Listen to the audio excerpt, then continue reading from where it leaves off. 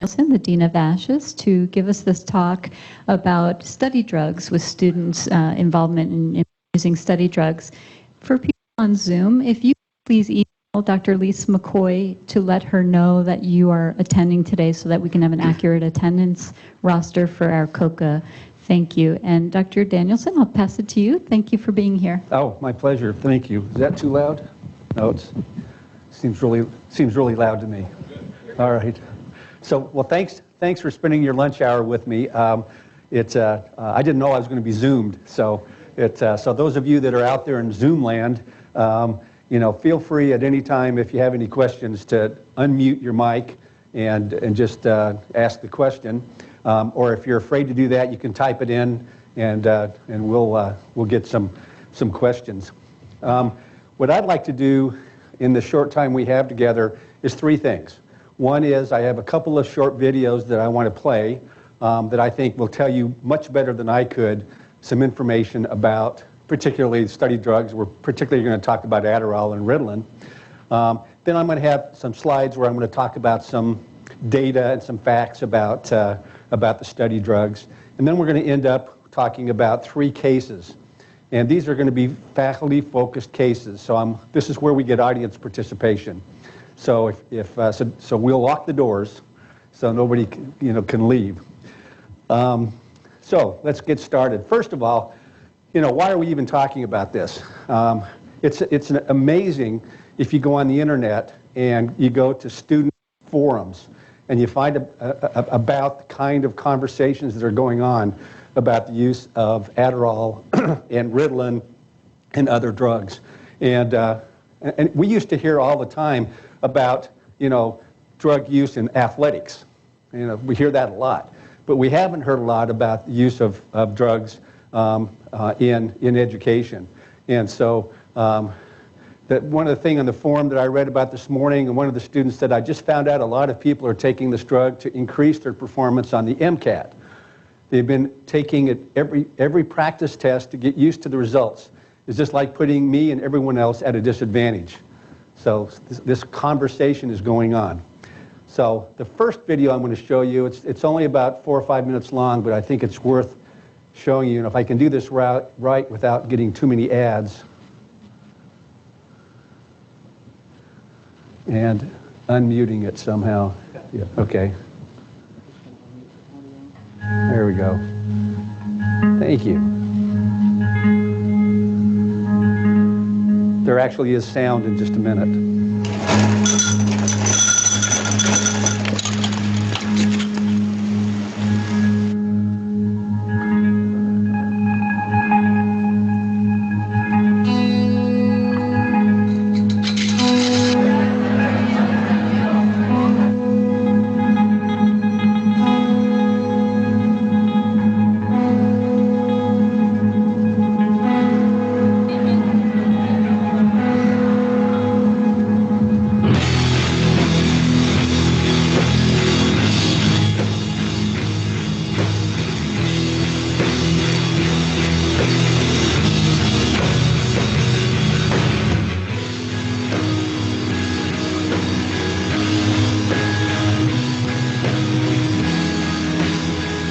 Adderall is a psychostimulant medication that contains amphetamine.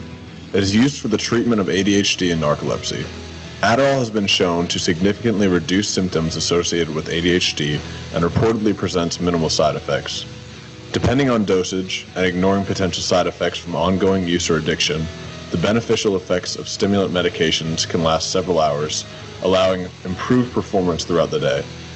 Adderall's effect results from Adderall's ability to inhibit reuptake of dopamine and the ability to increase dopamine levels. Originally intended to boost the concentration of those affected by ADHD, Adderall is now being widely used by people without a prescription to get an edge wherever a long attention span is required. Use of Adderall without a prescription first gained popularity on college campuses when students discovered they were able to stay up all night studying and then ace the test the next day after taking a large dose of Adderall. The drug removes the urge to sleep, allowing for long periods of uninterrupted focus. Adderall use as an academic advantage has become increasingly common among college students. Students with ADHD can sell Adderall for $5 a pill on campus, and the price can rise to up to $25 a pill during the weeks leading up to the final exams. Adderall is a Schedule II drug, and selling it is a Class B felony, but it is often difficult to cash illegal Adderall possession because the pills are easily concealed, odorless, and can be perceived as prescribed drugs. The wide availability of Adderall is due to the ease at which ADHD can be diagnosed, and the number of prescriptions keep growing. I am 18 years old, and I am a senior at Olympia High School. Do you have a prescription for Adderall? Yes. Why do you use Adderall? Is it for recreation or studying or what? A little bit of both. How would you describe using Adderall? Sort of like drinking coffee, like a lot of coffee really fast. How prevalent is Adderall use at your school? I feel like a lot of kids talk about it, but not many of them do it very often because it's not necessarily very easy to get. It feels like you're extremely focused and you can have 1,000 ideas at once. You don't eat and you don't sleep, so you can have more time to study. How cheap is Adderall for you to get? $2 a pill. How prevalent is Adderall use at your school? Pretty prevalent. Almost everybody I know does it. Do you have a prescription for Adderall? No. Adderall's use as a performance enhancer has spread to the workplace, universities, and even high schools. As academic competition becomes tighter and college tuition continues to rise, many students feel pressured into using Adderall to keep up with the increasing educational standards. Adderall usage has even hit the pop culture scene, with celebrities such as rapper Danny Brown, a self-proclaimed Adderall admiral, who mentions Adderall throughout his songs and even has mentioned how Adderall helps him with his songwriting. It's the Adderall Admiral, right in the holy mackerel. Your bitch say my dick look like the strap on the satchel. I took me a capsule with no... And how do you write lyrics? Is it you sitting down and thinking about punchlines or how? I'm not like a punchline-driven rapper. I pretty much sit around. More so it's like a bulk thing, and it happens in binges with me. Like, I take a shitload of Adderall, and I sit down one night and might write 14 songs. A lot of times it's like for preparation of something else, and that'd be those Adderall binges. Like, I just recently had one, and I wrote 8 songs one day. It's like... Adderall use is becoming a widespread phenomenon. This raises many questions. Are academic standards the cause? Is the pressure on our youth too great? Are students justified in using Adderall as a performance enhancer? Are Adderall prescriptions too easy to get? These are questions we'll have to answer as Adderall and other performance enhancers become more available and popular.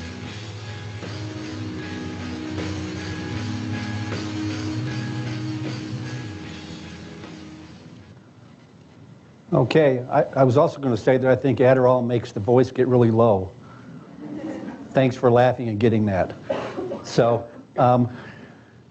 Adderall created so that we could pay enough money to go to college and also execute college in the process. There we go. Okay, so when we're talking about study drugs for our conversation today, we're really just talking about the amphetamines, particularly Adderall and the generics, and methylphenidate, which is Ritalin, and some of the generics. Although the thing that's most popular among all of them is Adderall. And yes, as you just heard, it's the kids, high school kids, college kids, and professional students are hearing this all the time now in the music. I went this morning and pulled up some at the pre-med student site, some of the things that are being said. And I think it's a telltelling story. So one person said, when I take Adderall, I feel completely calm and organized. It shouldn't make you feel jittery. Maybe you're taking too much. I don't know, but I'll definitely be taking it next Saturday. Another person said, yep, I've got a legal prescription for Ritalin. I'll be taking it as well. I did practice tests with it and without it, and found to have done a bit better with Ritalin. I don't give a crap what anyone else says about it. I don't abuse it, and if anything, it's a psychological edge. And then another student said, well, that's just unbelievable. Medicine is the profession with the highest incidence of drug abuse, and you guys are getting started early, or already. As a pre-med student, you should already know that there's no such thing as a smart pill. And this went on and on and on for pages. So it is a conversation that our students are having.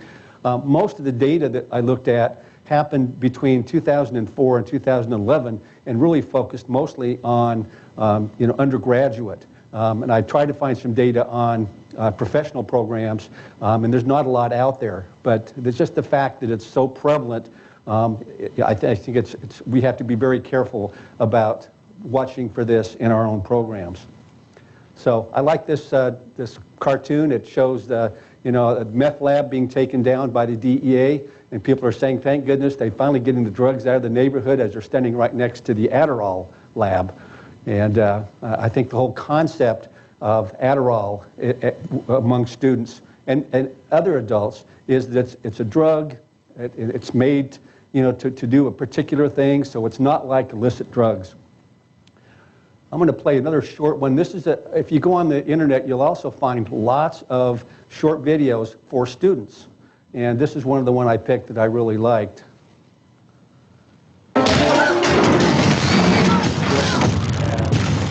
When heartburn hits. Okay. Presented by Health Animated. Your brain on Adderall. Can it boost your GPA? Have you ever been stressed for school? No time to write your paper or study? Adderall is typically used for ADHD. But according to a number of studies, this drug is used without a prescription by students. This has led to phrases like academic doping and concentration for $5 a pill. But does it really help improve your GPA? And at what cost to your health? Let's find out. Welcome to higher education. So, how does Adderall work? The brain of a person with ADHD has less dopamine in the frontal cortex. This results in decreased attention and planning and impaired functioning. Let's examine people without ADHD. Shown here, their brains have normal levels of dopamine. What happens when you take Adderall? Adderall is thought to increase dopamine and norepinephrine in the brain and help the frontal lobe to improve attention, planning, and functioning. As a brain stimulant, these increased levels of dopamine and norepinephrine can leave one feeling more focused. But does Adderall actually boost your GPA? Let's check out the facts. In an American study conducted in 2012, investigators concluded that Adderall had small effects on cognition in healthy young adults, despite them feeling a perceived benefit. Though you may feel like Bradley Cooper in Limitless, studies have not been able to prove that it will actually boost your GPA. But how safe is Adderall? Effects related to Adderall can be traced back to the neurotransmitters affected, dopamine and norepinephrine. Typically, norepinephrine is released when your body is in a stressed state, like when you see a bear. During stress, norepinephrine increases heart rate and blood pressure, supplying blood to your muscles so you can make a run for it or fight. The flood of dopamine to the brain's reward center causes a reinforcing effect that may lead to addiction. But is it addictive? The addictive potential of a drug depends on how fast it crosses the brain and how much crosses. But taking Adderall orally has less of an addictive potential because it takes longer to get to the brain. In the ADHD population, taking Adderall is not likely to cause addiction, but the jury is still out regarding the addictive potential in people taking it for studying. Let's switch gears and talk about the common side effects of Adderall. They include dizziness, insomnia, lack of appetite, diarrhea, nausea, increased or irregular heartbeat, and increased blood pressure. But that being said, who shouldn't take the drug? People with hyperthyroidism, glaucoma, those allergic to the drug, people on drugs called MAOIs, and those with cardiovascular disease, including high blood pressure. Moreover, Adderall should be used cautiously in people with pre-existing mental illness, such as anxiety and depression, as well as those with a history of seizures. Don't use Adderall without seeking the aid of a medical professional, as there is the possibility of it worsening those conditions. But what about sudden cardiac death? The pooled data from the FDA MedWatch found that there was no increased risk of sudden cardiac death in the ADHD population, so rest assured. It's important to note that these drugs do have the potential to cause serious side effects and death if the recommended dose is exceeded, if the pill is tampered with, or if snorted or injected. Signs of an overdose include hallucinations, irregular heartbeat, and seizures. We hope you enjoyed this video. If you have any questions or topics for our next video, comment below. Check out our website or subscribe to our channel. Be sure to click the like button and comment below. Remember. And some of the data that I've looked at, actually, we're now seeing students and the general population actually using Adderall and snorting it more than they used to. And so that is also becoming a huge problem. If you look between 1995 and 2006, there was a huge increase in prescriptions of Adderall, 100.3%, increase in consumption, 268.9%, and the access to get Adderall is incredible. The biggest access is from fellow students. You heard earlier, you can get it as much as $2 a pill or $5 a pill. There's a huge online market. You can get it through Craigslist, and there's different ways of getting it in terms of faking symptoms and actually getting a prescription for it. So it's widely available. So number of visits for stimulants, in particular Adderall and Ritalin, has gone up, usually in the 18 to 34-year-old age group. And the increase, we think, may be due, obviously, to either abuse or misuse of the medication. And we'll talk in a little while about what do we do about students who have a prescription for this and maybe overuse it. So really quickly, I want to talk about some short and long-term effects of the stimulant drugs. Obviously, as mentioned earlier, the drug was made to treat ADHD, increases attention span, decreases impulsivity, decreases hyperactivity, which is what it works really well for, treating narcolepsy, and obviously it has to be part of a bigger program in terms of a physician and social workers and others to make sure that it works. And it's on the appropriate dosage. It's a Schedule II controlled substance. It's available in a number of different categories, prescribed in a variety of doses. As mentioned earlier, the pill enters the bloodstream where the active ingredients stimulate the brain's production of norepinephrine and dopamine. Common misuse of Adderall is people who want to go on a diet and want to lose a lot of weight. College students for its effects on alertness, concentration, libido, and hunger, and people who just want to stay up and party all weekend. So those are the most common misuses of Adderall. The negative short-term effects are shown here. I've highlighted some of the trouble sleeping, makes sense. Decreased appetite, makes sense. Nausea, certainly, and all of these other are negative short-term effects of the use of Adderall or Ritalin. Some severe side effects, certainly heart-related problems, which even though they talked about earlier in terms of some clear data on sudden death, but there have been cases where they think it was related to these types of stimulants. Increased heart pressure, heart rate, increased aggression. Now, when we start talking about this, think about, how you would recognize this, in a student. Increased depression, and maybe even emergence of some pre-existing psychotic symptoms, inducing things like bipolar depression and psychoses. So those could be severe side effects. Side effects that require immediate attention, a huge list here. I'm not sure that students understand with any kind of medications just how serious it could be if used incorrectly. All of these are immediate symptoms that require medical attention. Long-term effects. Here's some positive effects. Obviously increased focus, attention, motivation, duration of concentration. Talked about that a little while ago in the video. Elevated mood, enlarged parts of the brain associated with focus, motivation, and attention. Why wouldn't we all want this? Why wouldn't we want to all have these kind of positive effects? And if there weren't any side effects to this or long-term effects, then and I think that's the problem, is that students don't understand the long-term effects. Obviously, weight loss is one of those as well. The negative long-term effects, could be financially draining because you use the medication, you want more of it, you get more of it. Increased aggression, poor study habits, and it really doesn't fix the real problem. And long-term weight loss is certainly not good for us either. Here's some more negative effects that we've talked about earlier. Here's some neurological effects. We know that it blocks the long-term synaptic depression in the ventral tegmental area. You can get amphetamine psychosis and hallucinations, delusions, and paranoia, and akathisia. So all of these are really negative neurological effects. As mentioned, it's a Class II controlled substance. The tolerance is it's easy to go on to a higher dose. So if one doesn't work, two is better. If two doesn't work, three is better. And many folks are thinking this really gets them on that competitive edge. In terms of amphetamine addiction, there can be causes such things as dermatosis, insomnia, hyperactivity. But the thing I think we need to look for in our students, if we suspect this, is the whole issue of personality changes and maybe even psychotic behavior.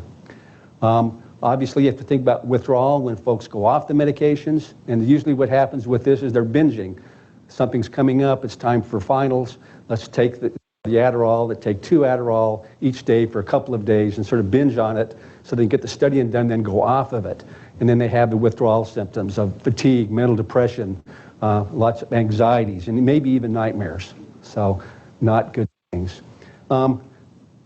Just how cognitive is cognitive enhancement? And there's a great article that I found that's listed here, and I wanted to go through a couple of things they bring up in the article. The perception of improved emotional or affective states emerges as a central overarching theme in people who use Adderall and the narratives. They really talked about 4 categories that the medication does for them. What's called feeling up, driveness, interestedness, and enjoyment. And if we go here, the feeling up is sort of students who have enhanced general levels of energy and well-being, physically and mentally, just feeling up all the time while they're on the medication. They're able to do tasks in half the time it usually takes, and improvements in mood while you're on the medication. So they sort of describe it as sort of feeling up scenario. Drivenness, a sense of surplus or excess of energy. Increased internal push, pressure, or just being driven. So they have this sense of having to do something. They can't sit still. I won't feel good until I get this done, or I read this book, or I do these things. So they're really driven on this medication. Interestedness, more interested in materials and tasks. Makes sense. Be really task-driven, more engaged in things. And it eliminates interruptions because you don't have anything else that you're going to do. You don't go eat, you don't go sleep, and so that you're just interested in what you're doing at that one particular time. And enjoyment, a greater sense of enjoyment while you're on the medication. So you can see why students and others would feel good on this medication. A sense of connection with what you're working on, sort of a happiness of getting something done. So those are the things that we see that students, reasons why they really want to take this medication. So is Adderall and Ritalin and other drugs a quick fix? Some of the comments that was said by students is the stuff comes right from a doctor, so I don't really stress over knowing a lot about it because obviously, they wouldn't have created the drug if it wasn't good for us. It's not going to hurt you. They couldn't give it to 50 million kids if it's going to hurt us. And the problem is not only they do not know, but they are content with not knowing about the medication. So a little bit about what our responsibility is as faculty members. In accordance with requirements for institutions of higher learning, those that receive federal grants, we're required to provide statements to clearly inform students of the implications of illicit drug use and alcohol use. So we have to have, and we do, standards of conduct describing health risks and those other comments that you see there. We have a responsibility to make sure that our students understand there's a lot of information about alcohol, and students, there's probably less information out there about stimulant use, illegal stimulant use or illicit use. So I'm going to take a few minutes now, and I want to talk about 3 cases and get your participation. Before I go on, let's see if there's any questions, things we've talked about. Yes, sir. In the same time frame? Oh, I'm sorry, would you push that? You bet. My apologies. In the same time frame that you spoke of, like 2004 to 11, there was an uptick in the use of Aricept by medical students, and a warning came out to offices to lock up the Aricept for the same reason, that there was an enhancement. I just wondered if you saw any literature relative to that in your work for this. I didn't, but I think that's a good point to look up as well. There's a couple of other drugs that some of the references I have it points to. Most of the data that I looked at was directly related to Adderall and Ritalin, but that's a very good point. Somebody else had one. Yes, sir. So I was just trying to, is Adderall considered an amphetamine? Or is it classified? I don't even know, Schedule 2, does that also include amphetamines? It does, and you know, the federal government classifies different drugs. You know, Category 1 is really drugs that are usually used in research, you know, and so Category 2 is a high controlled substance because of its ability, you know, for abuse. And yes, it is an amphetamine, and it does affect those areas of the brain that we talked about. Anybody else? Well, let's talk about students and issues that come up. And I wish I could tell you that these cases were all made up, because they weren't. They were actually looked at some real cases that are out there. So I'm going to go with the first case. So here's Amanda, and she's a student at All-American University, was feeling the stress of DO school, and one night she decided to try Adderall to see if it would help her focus on studying for an important test the next day. And even without a prescription, she's able to get a dose from her classmates, who frequently ask her if she wanted any more of those pills. And although it took longer to kick in than she expected, after 15 minutes she could feel her focus growing. She said, instead of wanting to lay around and do nothing, I actually wanted to get things done, she said. So what are the issues here, and how do we deal with the student that we find out about this? So who did I give first case to? Right here. What do you think? Well, first off, it seems like one of her colleagues was pushing it on her. And it's a legal drug, and she obtained it, so that's a felony right there. But she doesn't understand the consequences of it. And so she feels this growing focus, but does she now have to take it when she's going to do the test in order to feel the growing focus again? So there's a sequential consequence. And does recall really occur? I mean, these are some of the things that if you do discover it with a student, you have to talk to them about that. Right. And then do you get tachyphylactic to it? The Adderall actually has two types of amphetamine in it. Yeah, I think your down part hits pretty significantly after you've been taking it. It does. It does. And so you get tachyphylactic to it, so that means you need the 3 and then the 4, and so there's a lot of consequences, I think, to this whole thing. How do you deal with the situation if you found out? Well, I think that you have to find out why is she wanting to take it. Is she failing? Is there other issues going on academically that you might have to deal with or could deal with? I think it's going to be hard to dissuade them. That's an issue because they get the positive feeling. So in a way, it really is more addictive than what you were saying.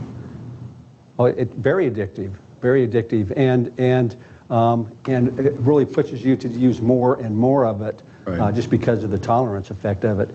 But what do we do? So we have two issues. We find out that the student that was sharing the Adderall with Amanda does have a prescription for it, you know, for whatever ADHD, is sharing that with this student. But as faculty members, what do we do with this? You know, we now know that, you know, it's a class drug.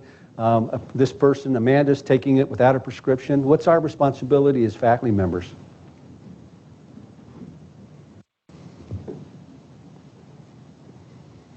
Well, it has to be dealt with in some manner, and not only Amanda's taking it, but the culture that's existing that encourages it and makes it possible.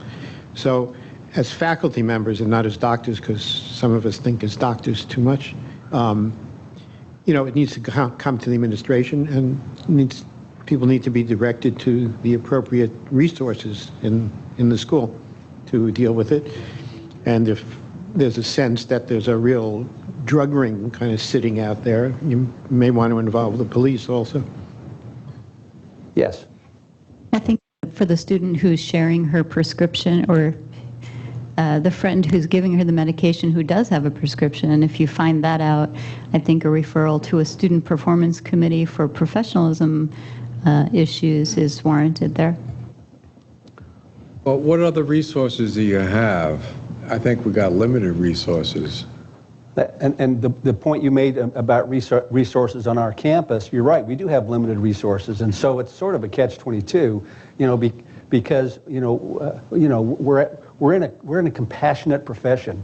We want to take care of people, and sometimes that sort of gets to not our advantage, because sometimes we let things go on longer than it should.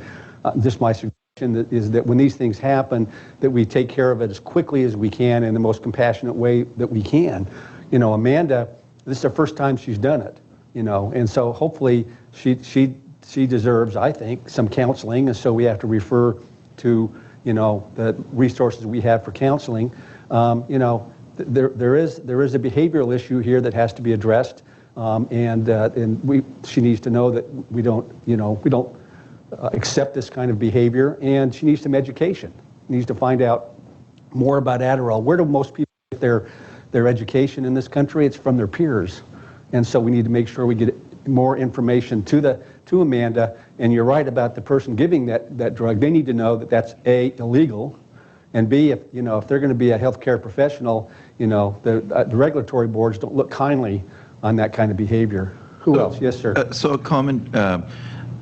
So we assume that everything's available on the internet these days, and there is, I guess, a presentation like this should be given to the students very early on, so that they are aware of it, and it is synthesized with a message, which is what we want to give, and that should come.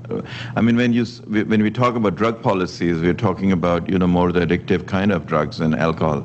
Right. And I think this needs to be brought in very early, because this is very pervasive, and there's a lot of positive justifications perceived, though.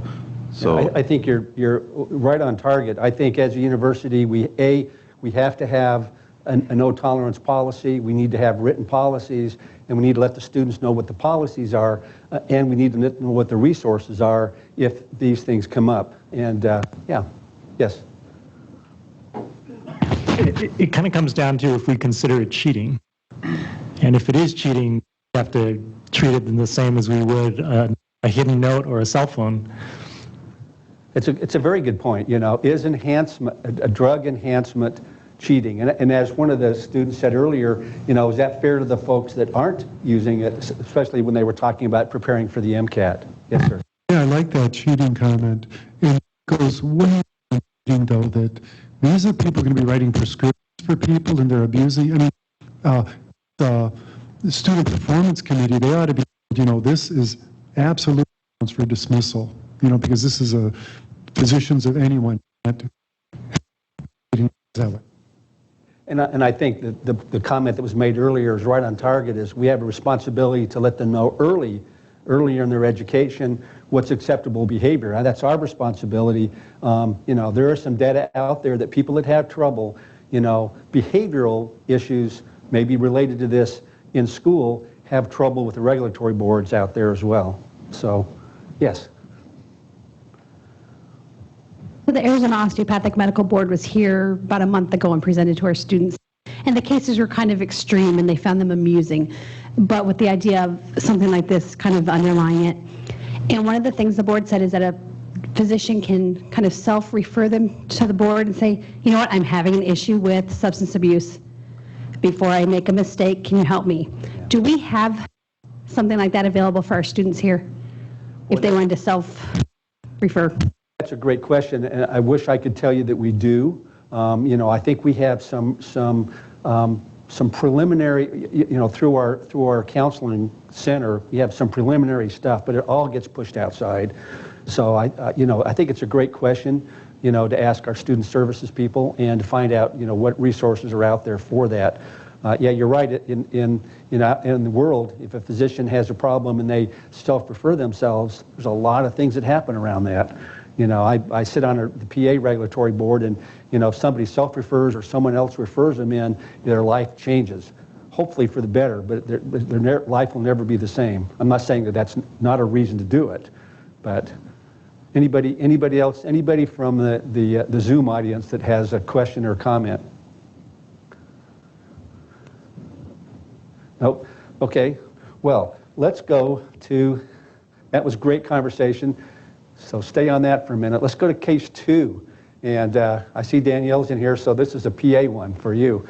So Friday after clinic, Carl, a PA student, was on his way to his apartment in a small rural community. He stopped at the local pub and had a beer. He was going on home. He was pulled over by the police, after providing the officer with his license and registration, the PA told the officer that he was a PA, just returning home from an ER shift, 10 hours, and when asked if he'd been drinking, the PA said nope, and the officer asked him to get out of the car and told him that he was suspected of been driving under the influence and wanted to do a field sobriety test. So PA got very angry, resisted arrest, got thrown to the ground, and was arrested and taken to the precinct where he was booked on DUI and resisting arrest. Turns out that his blood alcohol was actually below the legal number, but he tested positive for Adderall, for which he had no prescription. So far, not a good scenario, right? So then what happens, shortly after, you, as a faculty member or administrator, you're notified by the PA student that you receive a call from the attorney for the PA saying that they intend to plead innocent and are requested that no action be taken on the student status in the PA program until that's decided. So what are the issues here? What's our response and responsibility as faculty, and how do we handle this? And I'm going to come back to Danielle, but I know you started reading that. What do you think? So I think we've said it all already pretty much. Obviously, the issue is that he doesn't have a prescription and he's taking Adderall. And the response needs to be swift and involve the student performance committee, however it's handled at the PA department or in the PA school. And as you said, with humility, but strictly, and it's for the person's future. It's a warning sign for future board troubles. So. Who else wants to talk about this? Yes. You know, also not just for the alcohol, but for the drug as well. In both cases, okay, if the other one was a student. But if they were in the military or assigned to the military, they just lost their scholarship. Yeah. And they lost their ability to enter in that way too. So they have a zero tolerance set up. Yeah. The physician thing, I sat when I was in Colorado, I helped with that program. So it's kept anonymous as long as they go through it. But it's a long-term thing. Mm-hmm. There's a psychiatrist who's involved with it. There's multiple testing that goes on, as well as psychological testing that occurs every so often. So it's an intensive program. So, you know, for us to refer out, I think we will lose track, because that was part of the other thing with this program, you have to track the person. So I think it's our responsibility to set up something like that. But I think the whole university, from administration down, really has to focus on this. There was an incident in KCOM where the student was drunk, smacked into something, injured one of the other students who was with them. John, yep. Yes, sir. So there's a public safety concern involved in this scenario, and I think the university, the school, is obliged to take action despite the request by the attorney. Yeah, you're exactly right. You know, you know, if you're the dean of a school and you get this phone call, your first responsibility is for the safety of the student, safety of other students, the safety of people on campus, and whether you get a phone call from an attorney or not. And you know, and actually, this is sort of a modification of a real case, and the student was required to go on leave, was required to be sent directly, you know, to an impairment physician and evaluated, and it was not allowed back on campus until the physician evaluated and said he was safe. And I didn't mention this, but I mean also patients. You know, this is a clinical year, you know, PA student who, you know, you can't see patients, you know, when you have this kind of aggressive behavior, which may have been related to the Adderall.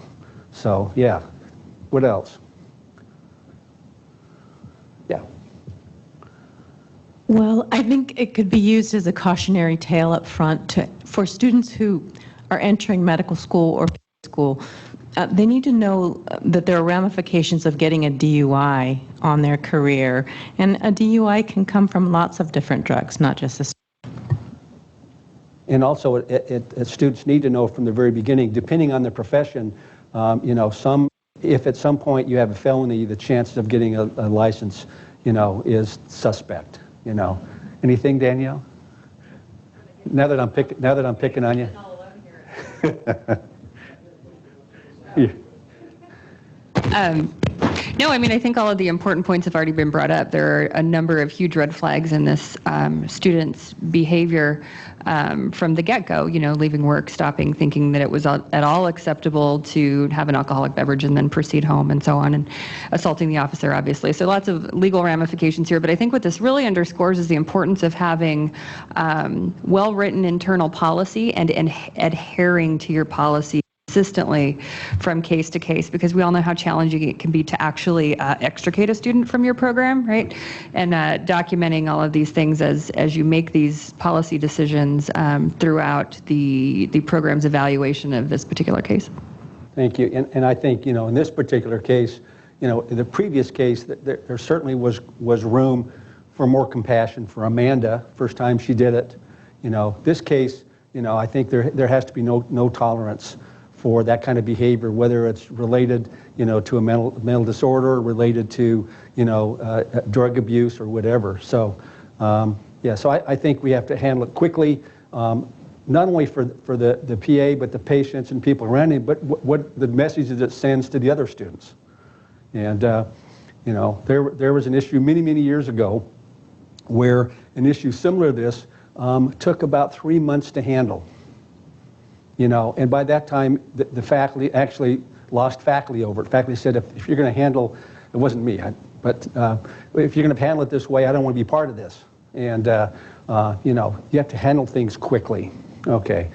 Any other comments from here or out in the cyberspace? Okay. Okay, case 3, and we're winding this up. So 2 of your first-year DO students come to you during their finals with concerns about Joe. He's sitting in class just staring and occasionally inappropriately laughing. Recently, he stayed up all night studying. He's irritable when approached and feels his instructors are trying to fail him. And so you bring him to your office and you have a conversation. He admits that he's on Adderall, which he has a prescription for ADHD for about 5 years, and he's been doubling the doses. So, what are the issues here? How do we deal with this situation? And I think I gave that to you, yes. Well, first off, so he's been given this prescription himself, and so now he's self-treating. So education is huge, and it sounds like the way he's behaving is kind of a cry for help a little bit too. So as much of our resources that we can throw at him and education on it, the better. He might not. He might think that's the thing to do, or maybe he misinterpreted, one of the doctor's orders. But yeah, getting him help. And I agree with the prevention aspect, definitely before this even starts. One other thing I wanted to mention is kind of the elephant in the room, because I played college sports in the 90s, and there was a lot of people that were juicing, that were on performance enhancing drugs. And the elephant in the whole thing was that it did help them in the sport, in the sporting world. You had records being broken, and people and long-term wise, it probably didn't, because we're going to be seeing that more. But I think this generation might be seeing that, and they see the performance on the field, and they think that it will translate here. So anything that we can do to give them maybe the literature on it, and to say, no, it doesn't help you. We're not just us getting up there and saying no, because that's what they told us back in those days. You can't, don't get it. The big thing was testosterone and HGH didn't help you in baseball. And it was because you didn't have the quick. I think we know the answer to that we saw that. So we need to tell them what the literature is out there and the facts on it. So those are my comments. No, thank you. I think you bring up the important point, and that is that it does seem to work. short term, you know, for the, and the bottom line is, the long-term thing about, it's about money. It's about success and about making money, certainly in sports. Yes, sir. And is the literature pretty clear on that? Oh, is it pretty clear on whether it works or not? Well, first of all, there's long-term harm from it. And one of the reasons I'm asking is, my daughter just had a wellness check, and the doctor said it talked to her about drugs, and she says, "Yeah, Dad drinks coffee." And I'm actually, you know, it makes you wonder, you know, it makes you wonder, you know, coffee is not profoundly different. I don't know. I think you make a good point. I mean, we could extrapolate this into a bunch of other addicting behavior and addicting drugs. I think there is some good literature out there, you know, that there are some long-term effects, you know, of misuse at wrong dosages of this medication, for sure. And there's not literature that I know that proves that it helps them. That it helps, no. So all we have is we know the bad effects that can have, and there's nothing that proves that it helps them. So that's except anecdotal. Yeah, you know, discussion like it helped. You know, student says it helped me. I got a better score on the MCAT, and you should do it too. And almost there is absolutely a physiological effect, but there's probably a huge placebo effect with these. I think it's going to make you awake, and in your mind you're awake. I think you're right. Yes, sir. Well, you know, they might be forced in that direction from everything you said, the music, but also too that they were experiencing from drinking so much coffee, they're having a reverse effect. Now they start looking for something else. Absolutely. And a lot of it, you know, is peer pressure in terms of doing it. Yes, sir. I just wanted to add that one of the other unintended consequences of this behavior from a professionalism perspective is that by taking somebody else's medication, you put that individual in harm's way and at risk. And it extends to the prescriber as well, who now has to justify an early prescription maybe more than once. Very good point. Anybody else? Well, I think using these three cases, that we sort of talked about the same kind of things. You know, I think it's a wake-up call for many of us that, you know, that it's a bigger issue than maybe we thought it was. You know, and have some responsibility for doing something about it for our students and you know, for their future patients. Let's see. Any comments from the Zoom world? Okay. Anybody else? Okay. Yeah. Thank you. I would almost make the case for Adderall, actually, because it really sounds like the benefits outweigh the, you know, if this wasn't illegal, would this sounds like you'd have the same side effects as taking 3 or 4 cups of coffee at once. And it's also a double-edged sword because you're talking, a lot of people are prescribed this, so you need to make sure it's safe for them that you prescribe it to, but not to who it's not prescribed to. So what is it? It's a very good point. You know, and I think the fact that it's a class 2 drug says something. It certainly says something. So is marijuana. Pardon me? So is marijuana. Well, I think class 3. It's 1. Is marijuana it's bad. The video was talking about people that were prescribed this at the dose that they've studied. And you're right, at the dose that they study with that attention deficit disorder, it is helpful, or else we wouldn't do that. But it's the big doses that they're taking, or someone that doesn't need to be on it, then we don't know their cardiovascular side effects. That's what I'm worried about. One of the things that he said in the video was it doesn't increase sudden cardiac death. That's in the normal dose, though. Yeah. And so, yeah, that's what as an internist, that's what I'm. There's a go ahead.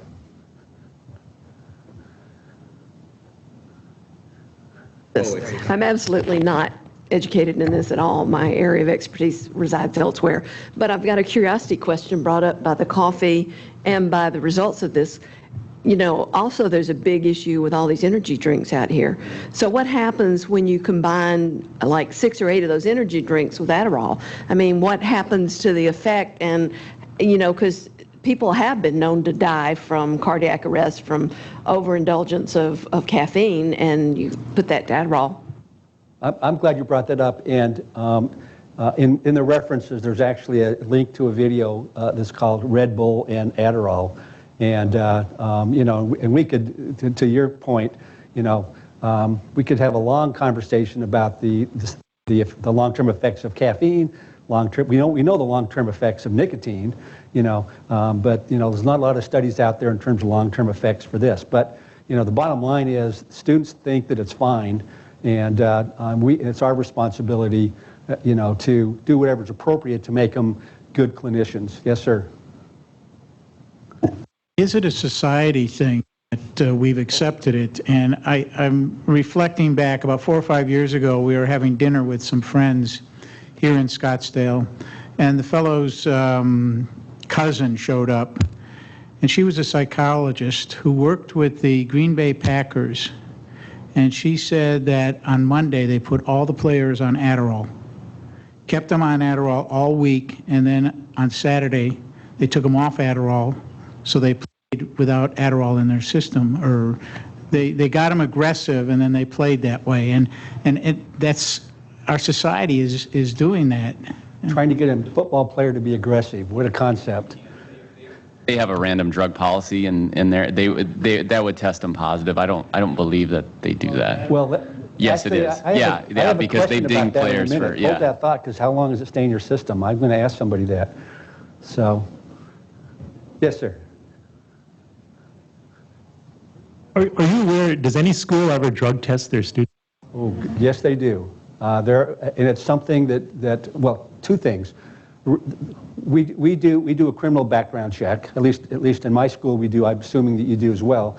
Number one. Number two is we have the right, if we think someone's behavior, may be because of illicit drug use, we have the right to ask them to undergo a drug test, and we've done that before. So, but are you asking as a route before they matriculate? The way the athletics groups handle it, random drug screen after an exam. It's a very good point. There are some schools out there. We have discussed it at the university, but it's not been something that we've discussed seriously. But there's a lot of issues, as you can imagine, with that. Before I run out of time, let's see. Okay. Real quickly, I think, Danielle, you brought this up. Most institutions expect students to abide by two important codes, the Code of Academic Conduct, the Code of Behavioral Standards, and those are in our university student handbook.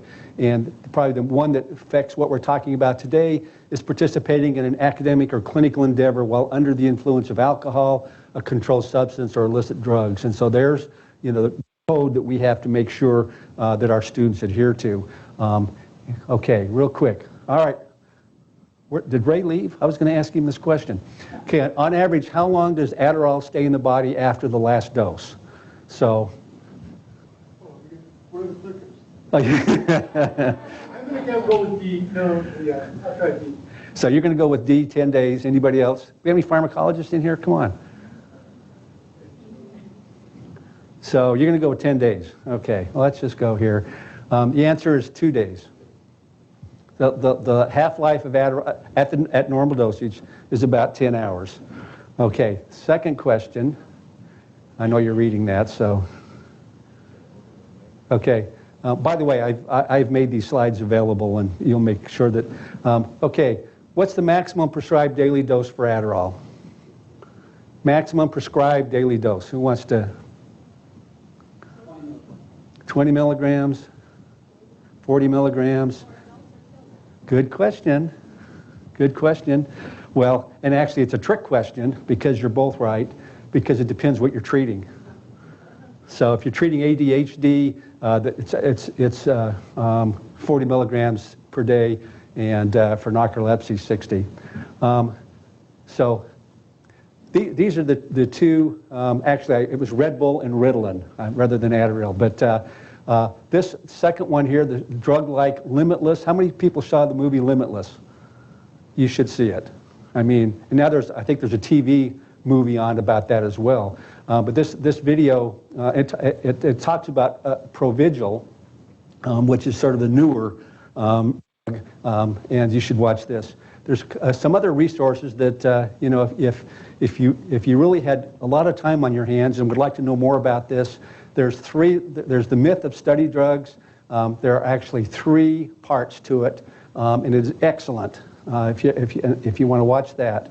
And we have 4 minutes left for any questions that you might have, and I know people need to get back to work. Yes, sir. Sorry to keep asking stuff. You know that, was there some idea about the level of abuse? How many high school students? I mean, what fraction of high school, college, the medical students here? That's I did have some slides that showed that, but it was old data. I didn't want to give you 2009 data. Even old, interesting. Well, and I'd have to go back and look, and it's in the references, but I was impressed that it was so high. Self-admitted use, and it was high. And I can't remember what the percentage is, but it's in the resources. And I think we don't. And I did a lit review to try to find out if there were any articles out there on people. There's one article in PA school I found in the School of PA Education on healthcare professionals, using illicit drugs, but there's not a lot in post-professional programs. But it's certainly an issue to bring up. I think I'm going to stop. Thank you for your time. I hope that it was useful, and I think there's more to do. And I think we had talked about with the student services about making opportunities for our students to learn more about it. So thank you, guys. Thank you very much, Dr. Danielson. And again, Dr. Danielson did give me his PowerPoint, which we'll put in our next This Week in the Faculty Lounge email. And also, again, on Zoom, if you could email Dr. Lise McCoy to let her know you were attending so we have an accurate count. Thanks, everybody, so much, and have a great weekend. Thank you, Dr. Danielson. Thank you.